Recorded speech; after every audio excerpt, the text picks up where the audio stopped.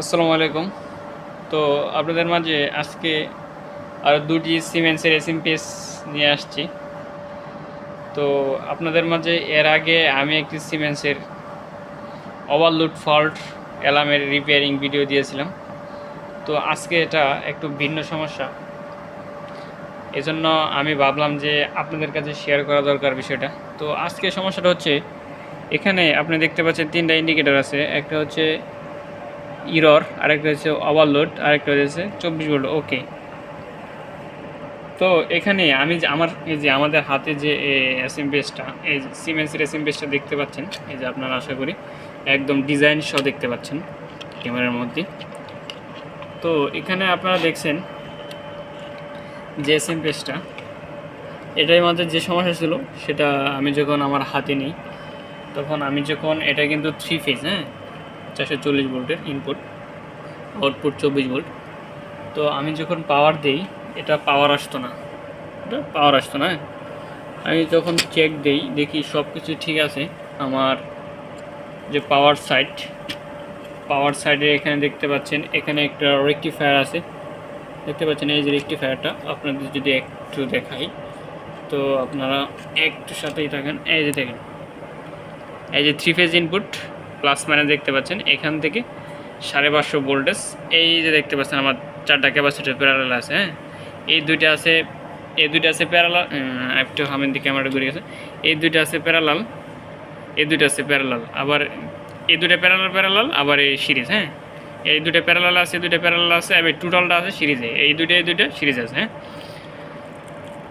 তো এখানে 550 ভোল্টেজ আছে। তো আমি যখন হাতে নেই, তখন এটা পাওয়ার সমস্যা ছিল, তো পাওয়ার আসতো না। তখন আমি যখন কাজ করি, তো আমি দেখি আমাদের পাওয়ার সাইডের যে সমস্যাগুলো হয় মূলত সেগুলা ঠিক ছিল।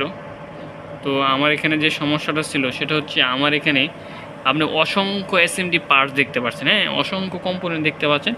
সেগুলো হচ্ছে এসএমডি টাইপ, যেমন এসএমডি, এখানে রেজিস্টার দেখতে পাচ্ছেন, ল্যাচিং ডায়োড দেখতে পাচ্ছেন, স্কটকি ডায়োড দেখতে পাচ্ছেন, ট্রানজিস্টর দেখতে পাচ্ছেন। আপনারা আশা করি এই যে দেখতে পাচ্ছেন, এখানে একটা দেখতে পাচ্ছেন পিডব্লিউএম কন্ট্রোলার। এখান থেকে আমাকে এই যে মসফেটগুলো আমি খুলে রাখছি, এখানে মসফেট ছিল 4টা। এই মসফেটগুলো খুলে রাখছি। এই মসফেট কিন্তু সে ট্রিগারিং করছে, এখান থেকে পালস দিচ্ছে, পিডব্লিউএম পালস দিচ্ছে, পালস উইথ মডুলেশন যেটাকে বলি আমরা। তো সে পালস দিচ্ছিল, তো পালসটা আমার ঠিকমতো আসতেছিল না, সেজন্য আমার এখানে পাওয়ার আসতেছিল না, সে সুইচিং করতেছিল না। সে এখানে যে সমস্যাটা ছিল সেটা হচ্ছে আমার এসএমডি রেজিস্টার ড্যামেজ ছিল। তো আমি চেক করে যখন দেখি, অনেকক্ষণ পরে, সাথে পাই নাই, কিছুক্ষণ সময় নিছে, সময় নেওয়ার পর দেখি তখন এটা আমার এসএমডি ক্যাপাসিটর, তো এসএমডি রেজিস্টার ড্যামেজ ছিল। তো সেটা সমাধান করার পরে আমার যখন পাওয়ার দিই, তখন হচ্ছে আরেক কাহিনি, বুঝছেন। তখন হতেছে আমার আসে ওভারলোড এলাম। তো ঠিক আছে, ওভারলোড এলামে কাজ করলাম। আমার এই যে ছোট্ট সার্কিটটা দেখতে পাচ্ছেন, এই যে আপনাদেরকে গত ভিডিওতে যারা না দেখেন, মিস করছেন, গত ভিডিওতে সব বলা আছে ওভারলোড কীভাবে আমি সলভ করছি। তো গত ভিডিওর মধ্যে আমি দেখাচ্ছি, তো আমি ওই দিকে আজকে যাব না। তো ওভারলোড সমাধান করছি।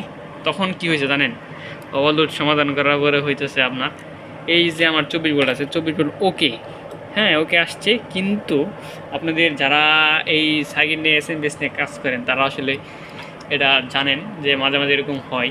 এই চপারটা দেখতে পাচ্ছেন না, এই যে এই চপারটা ক্লিক শব্দ করতো, ক্লিক শব্দ করতো। আর হচ্ছে আমার 24 ভোল্ট ব্লিঙ্কিং করতো।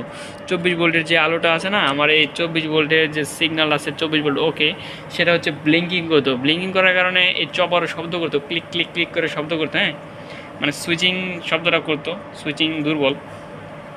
তো সেক্ষেত্রে আমি কিছু পার্টস খুলছি, আর হচ্ছে এটা সমাধান করার জন্য সবগুলো পার্টস আমার হাতে এই মুহূর্তে নাই, সেজন্য আমি এটাকে এভাবে রেখে দিছি। তো সমস্ত পার্টস এনে আপনাদেরকে আমি এটা কমপ্লিট করে একটা ভিডিও দিব।